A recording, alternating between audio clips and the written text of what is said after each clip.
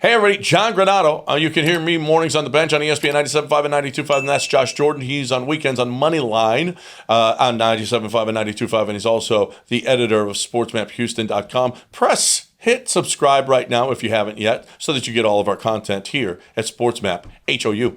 Hey Josh, Texans fans get another reminder of the worst trade not in franchise, in NFL, in all of sports history, the worst trade ever as they go visit the undefeated Cardinals this week. If Cal McNair were to admit that trade was mishandled, would that at least give fans a sense that the owner was self-aware enough to avoid mistakes like that in the future?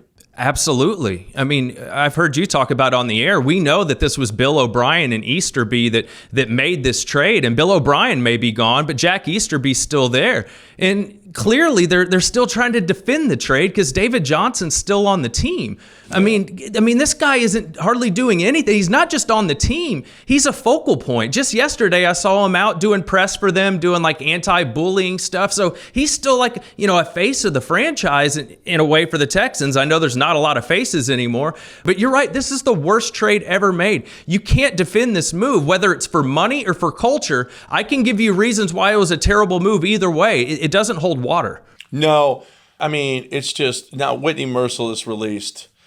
Nick Martin was released. Kaimi Fairbairn is terrible. A $4 million kicker for what he had done. I mean, I just, every single move. And Jack Easterby, I went on a rant this week on the radio that I just was so, it's so amazing that this guy is still in the organization. While Bill O'Brien took the brunt of it, he got all of the blame for it. Jack Easterby was side by side with him. At some point, this organization has to say Jack Easterby was a major part of that. And he should not be, not only should he not be in the organization, but sitting on the sideline is a reminder to all of us how feeble-minded this organization really is. No doubt about it. I mean, like I said, from culture and money, if you look at the money, the day they traded Hopkins, they gave Randall Cobb 3 years, $27 million, which they are still, by the way, paying on part of that salary, and they're not even using the guy. That made no sense. So saying we can't pay Hopkins for that. How about if you didn't extend Whitney Merciless in December after the last 8 games of the season when J.J. Watt was hurt? He did next to nothing. He had like 2 sacks in the last 8 games, and then they gave him a contract extension in late December.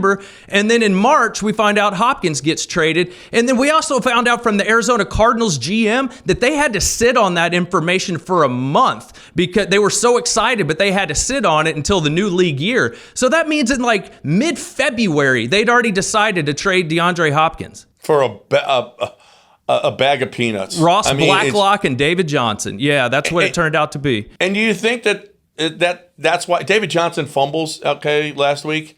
Do you really think that they don't want to admit it, and that's why David Johnson is still on this team?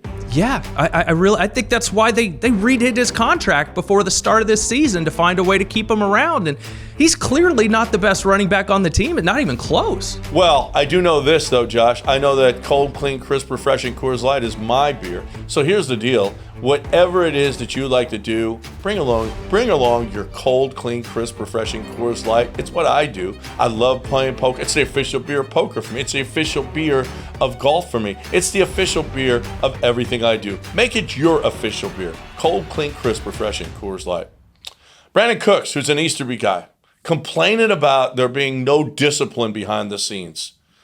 How's this culture thing working out for this organization when the guy that you brought in for culture is complaining that nobody is disciplined on this football team? Yes, and that DeAndre Hopkins was the culture problem. Remember the Michael Irvin interview saying that Hopkins was saying they were complaining that he had too many baby mamas running around and that was bad for the culture and he wanted more money. How's the culture over with the Arizona Cardinals that are 6-0? If Hopkins was such a terrible culture guy, why J.J. Watt wanted to play there? And why is it that we have Charles Omenihu, healthy scratch, because he doesn't fit within the culture, and Zach Cunningham, who you just gave a boatload of money to, guy hadn't even been starting the last few weeks, and they had to bench him for the whole first quarter because of culture. It's like, really, which team has the culture problem? The one that's 6-0 or the one that's the Texans? And the killer is you bring in mediocre football, get rid of all of your good players, and bring in all mediocre players, and you still don't have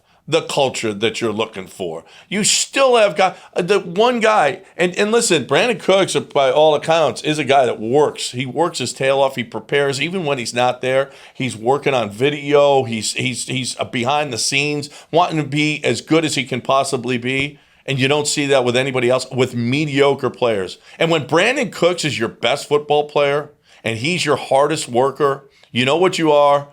A terrible football team. That's exactly what you are. And so you are what your record is. Terrible, Texans. So keep it up. Let's get some more mediocre guys in here that don't want to work too hard and lose football games. Yes. That's great. And if you don't think there'll be some Texans fans kind of secretly rooting for J.J. Watt and Hopkins to have a big game just to shove it down Cal McNair's throat and Jack Easterby, you're wrong. There's going to be a lot of Texans fans that feel that way.